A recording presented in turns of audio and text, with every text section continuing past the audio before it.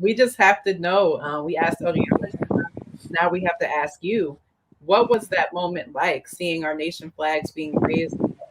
Our first embassy, our first international embassy. What was that moment like for you? Oh wow, it was like a moment that I never would have thought I would have seen.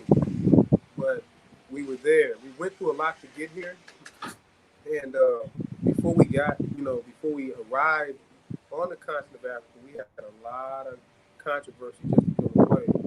And then after we got here, we had controversy. But you know what? The Almighty says, "Be strong, of good courage, and fear not." And the Almighty showed us what a suffering servant is. A lot of times, the Almighty wants us to identify with His parables, and He allowed us to identify with His parables in this day and time. So to see that flag raising was, you know, an achievement that the Almighty placed upon us to do. And I'm thankful to the Almighty that He gave us the power and the ability to do it. The people here are lovely, they're beautiful, they embrace us with open arms, and they're very receptive to understanding their Creator, understanding that they're Israel. They're very receptive to that.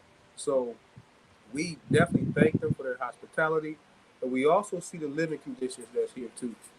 I don't know if you've ever been to Jamaica or Haiti or somewhere along that caliber. The living conditions are about the same. So, we don't want to paint a picture as though they're living, at the same standard of living that you live in the United States. But the beautiful part of that is that the land itself is, as I said in the flag raising, it's virgin. And what I meant by that, it is pure. It's untapped. It's there sitting there for you.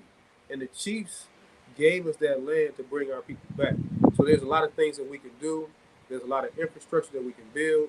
We're also looking at working with the government to help the general population on some of the infrastructure changes that they need to make and make Liberia conducive to bring our people back, to let them visit, let them come on the soil, let them experience this experience and see Liberia, to see the opportunities that they have. Because there is a businesswoman here that the van we were utilizing, she has a company here, but she's in the United States, and they transport people across all of Monrovia and even outside of Monrovia. So agriculture is key, though. To increase agriculture here would be one of the biggest things that we could do. So it's been a wonderful trip. The Almighty has shown up and showed out.